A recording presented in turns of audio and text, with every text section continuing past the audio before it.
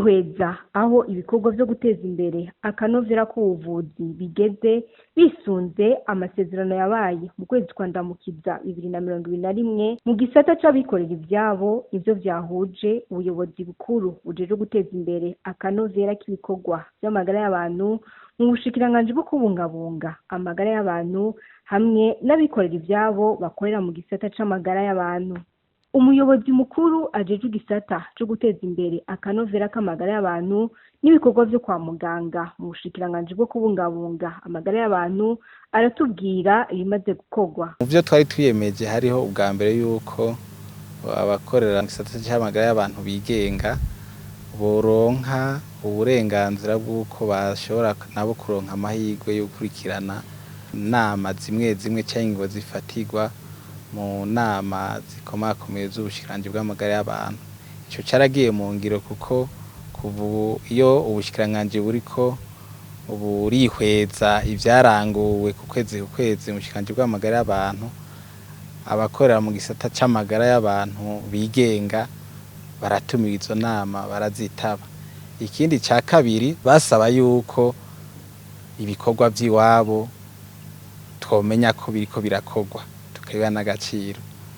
Ico navyo sagashesha mu nkuko mwavyiboneye ibiyago twagiraniye nabo nyine baremeza yuko ibintu biriko biratera imbere na cane nkuko mwavyumvise ubu abakorera mu gisata c'amagara y'abantu bigenga mu nama zitari nke ubushikiranganji burabatumira burabashira nabo nyine muri ivyo bikorwa na cane yuko nk'ubu nk'ibijanye no gutosora ibijanye n'ibiharuro abakorera mu ico gisata bigenga bararonka nabo nyene ubumenyi bakabereka ingene ibiharuro babitosora gushika babirungike mu biro bikuru by'ubushikiranganji bijeje ibiharuro.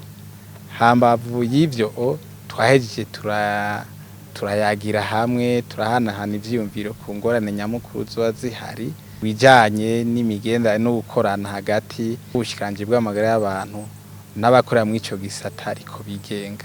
Nivyo muri rusangi twarabiye hamwe hanyuma mu nyuma twongeye turihira indi hangiro y'ivyo tugiye gukora mu y'amezi 6 mu ntumbero yo guteza imbere amagara y'umwenegihugu. Uwurongoye ihuriro ry'amavuriro yigenga ANFS aramenyesha ko intambwe yishirwa mu ngiro y'ivyo biyemeje iteye igomwe haba mu gufatwa kumwe n'amavuriro ya leta mu kuronswa imiti hamwe n'amategeko abagenga.